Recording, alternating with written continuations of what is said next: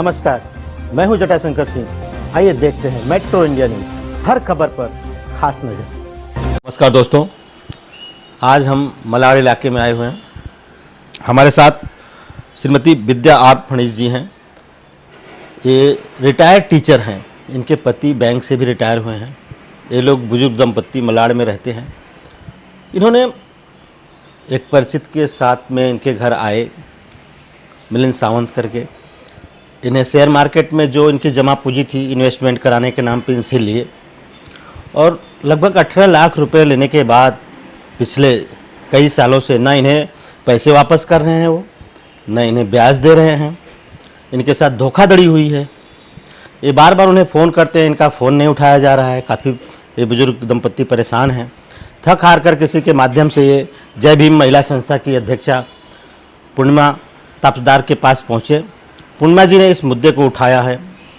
उन्होंने police station में शिकायत दी है, और इस मामले में जब जो शख्स है मिलिंद सावंत, उनसे बातचीत किया तो उन्होंने पहले तो अच्छी बातें की, देने की उत्सुकता दिखाई, लेकिन उसके बाद से उनका भी फ़ोन उठाना बंद कर दिया।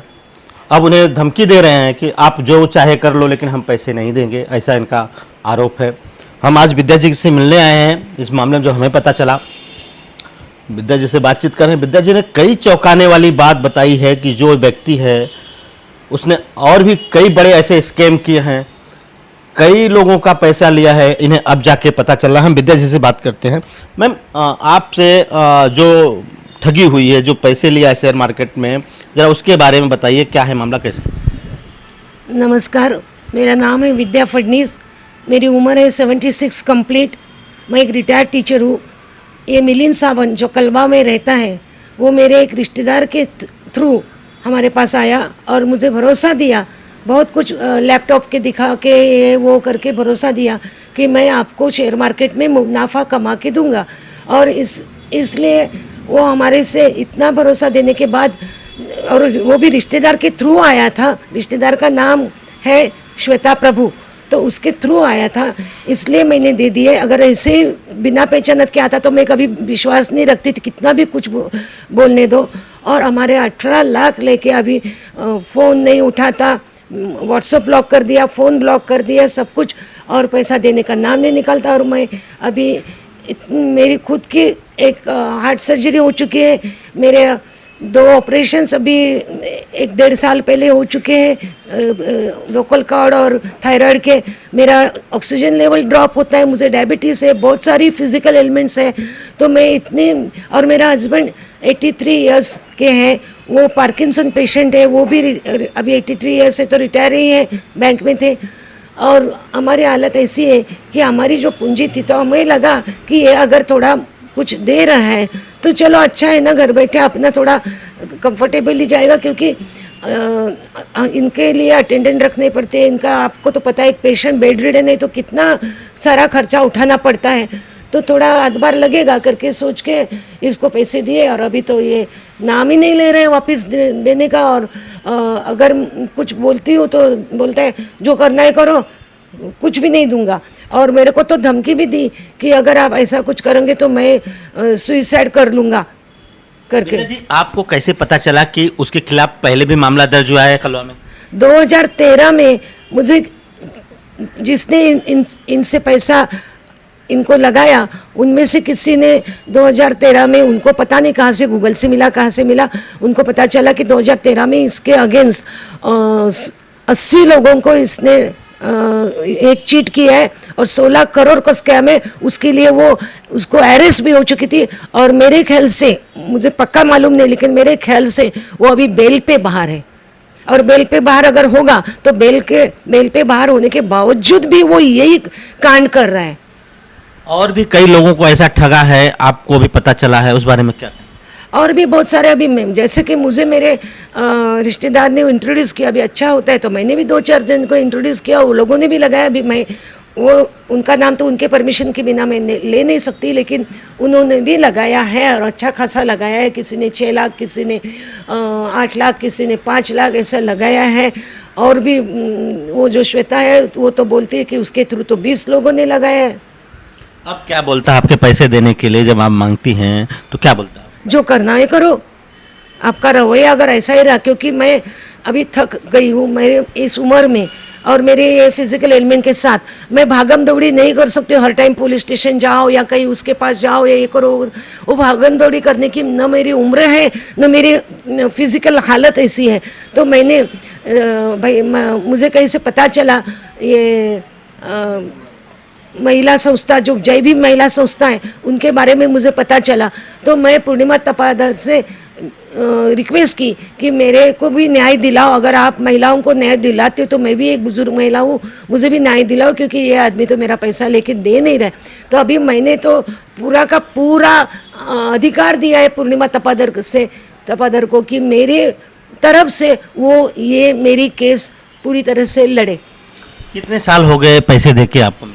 फरवरी 2018 में दिया था, और जब भी आया था अकेला नहीं आया था। शुरू में आया तो वो जो मेरी रिलेटिव है जिसका नाम मैंने अभी अभी लिया, श्वेता प्रभु, उसके साथ आया, उसने इंट्रोड्यूस करवाया था। और उसके बाद तो कई बार वो रुपेश करके उसका राइट हैंड जैसा है, रुपेश शाह शायद नाम है उसका, श्योर नहीं हूँ मैं, लेकिन उसका नाम रुपेश है। वो उसके साथ भी आया था और अकेला भी आता था। जब भी पैसे आपने चेक से दिए? पूरे के पूरे पैसे मैंने चेक से दिए, मेरे पास रिकॉर्ड है, चेक नंबर है, चेक डेट है, सब कुछ है। मैंने पूरे पैसे चेक से दिए, कोई भी पैसा कैश से नहीं दिया। क्या चाहती हैं शासन प्रशासन से मदद, क्या चाहती हैं? प्रशासन से मदद यही चाहते हैं कि मुझे मेरा न्याय दिए, और मेरा पैसा अभी इस बुढ़ापे में मेरे काम आने के लिए मुझे पैसा वापस मिले। जी पूर्णिमा जी, हम आपसे जानना चाहते हैं, ये जो मामला है, आपने जब बातचीत की तो क्या बोला मिलन ने, क्या कहा, उस बारे में जरा हमें बताइए, थोड़ा सा आगे आइए। जय भीम साथियों, जब मेरे पास ये घटना मेरे सामने आई तो ये बूढ़े बुजुर्ग उनकी रोना देखी, उनकी डॉक्यूमेंट्स सब देखी, तो हमने पुलिस में कांटेक्ट की, पुलिस में एप्लीकेशन करवाई, और मुझे ऐसा लगा कि सामने वाले से भी थोड़ा बात करना चाहिए। तो ये मिलिंद सावंत जो है उनसे हमने बात की, कांटेक्ट किए फ़ोन के जरिए। तो उन्होंने हमें पूरे के पूरे आश्वासन दिया कि आप टेंशन मत लो, मैं 20 मार्च तक उनका 5-7 लाख कंप्लीट कर दूंगा और बाकी का मई महीने तक कंप्लीट करूंगा।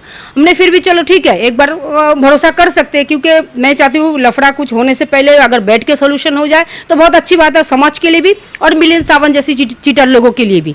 तो हमने उनको मौका दिया, बट उन्होंने मौके का ऐसा फ़ायदा उठाया, उन्होंने बूढ़े बुजुर्ग को चेक दिए, 2 चेक दिए और 2 चेक की बाउंस कर दिए, और बाउंस करने के बाद इतना हिम्मत, मैं दूंगा ही नहीं, आपको जो करना है करिए, ये प्रोसेस है। और उनको अगर फ़ोन करके ये बूढ़े बुजुर्ग जब पैसे मांगते, उनको आपके चैनल के माध्यम से बोलना चाहती हूँ, ये सुसाइड नोट भेजते हैं।